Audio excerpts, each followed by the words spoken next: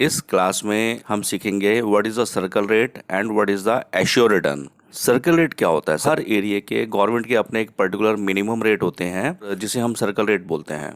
यानी कि market rate कुछ भी हो सकता है, यानी कि कोई बिल्डर अपना प्रोजेक्ट बेच रहा है और आज का जो भी मार्केट रेट है उसके अकॉर्डिंगली वो अपना प्राइस रखता है। बट उस एरिया के एक मिनिमम रेट होते हैं जो गवर्नमेंट डिसाइड करती है, यानी कि उस मिनिमम रेट से नीचे प्रॉपर्टी की रजिस्ट्री पॉसिबल नहीं होती है। सर्कल रेट हर एरिया के डिफरेंट हो सकते हैं।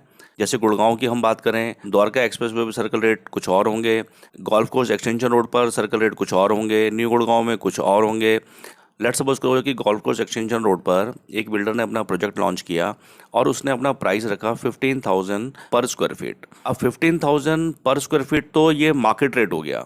अब यहाँ पर जो सर्कल रेट है, लेट्स सपोज करो कि यहाँ पे सर्कल रेट गवर्नमेंट ने तय किया हुआ है अपार्टमेंट का 7,000 अप्रॉक्स। इस एरिया में इस प्रॉपर्टी की 7,000 पर स्क्वायर फीट से नीचे रजिस्ट्री पॉसिबल नहीं है। 15,000 के रेट पे अगर कोई लेता है तो उस पर रजिस्ट्री होगी। रियल एस्टेट में आप देखेंगे थोड़ा सा अनअकाउंटेड मनी भी चलता है, या जिसे हम बोलते हैं ब्लैक मनी। तो इस टाइप की चीज़ को रोकने के लिए गवर्नमेंट अपने एक रेट, मिनिमम रेट डिसाइड करती है ताकि गवर्नमेंट को लॉस ना हो। क्योंकि अगर सर्कल रेट गवर्नमेंट डिसाइड ना करे तो कहीं ना कहीं गवर्नमेंट का टैक्स का लॉस होता है, प्लस में रजिस्ट्रेशन चार्ज का लॉस होता है।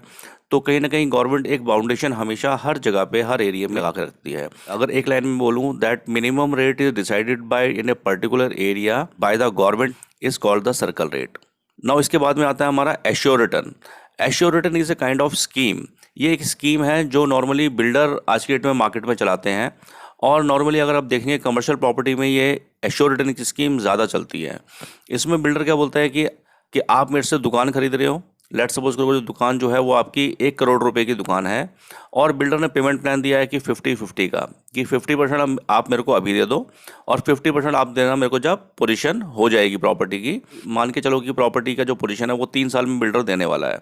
तो वो ये कह रहा है कि जो पैसा आप मेरे को आज दे रहे हो, प्रॉपर्टी तो आपको मैं दे ही रहा हूँ, प्लस में इस 50% के ऊपर में या 50 लाख रुपए के ऊपर में मैं आपको 12% का एश्योर रिटर्न पर एनम दूंगा। यानी कि मैं आपको 12% का ब्याज दूंगा साल का। कब तक? जब तक मैं प्रॉपर्टी आपको हैंडओवर नहीं कर देता।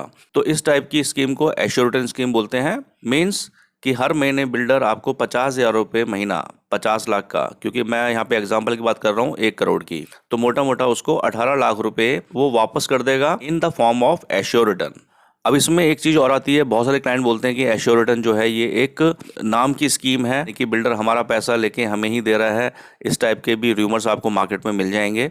तो इसका जो सॉल्यूशन है, इसका सॉल्यूशन यही होता है कि बिल्डर यही बोलता है, अगर आपको एश्योर रिटर्न स्कीम के ऊपर में अगर आपको बिलीव नहीं है तो आप आज ही अपना पैसा जो मैं आपको 3 साल में देने वाला हूं वो प्राइस में आज ही आप एडजस्ट करा सकते हैं।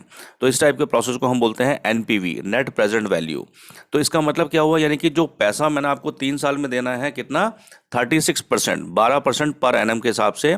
तो 3 साल में 36% मैं आपको लौटाऊंगा, और आप कह रहे हैं कि मुझे आज ही प्राइस में एडजस्ट करना है। तो 36% ना करके उससे कम अमाउंट में आपके प्राइस के अंदर में आज ही एडजस्ट कर सकता हूं। तो नॉर्मली जो ये एनपीवी चलता है ये 26 से 27% के आसपास चलता है। तो उतना पैसा बिल्डर आज ही आपके प्राइस के अंदर में लेस कर देगा। तो आपकी वैल्यू जो है वो लेस करने के बाद में आपके पेपर्स पे आएगी, तो उसका 50% आपको बिल्डर को देना पड़ेगा, क्योंकि पेमेंट प्लान इसमें 50-50 ही चलता है नॉर्मली।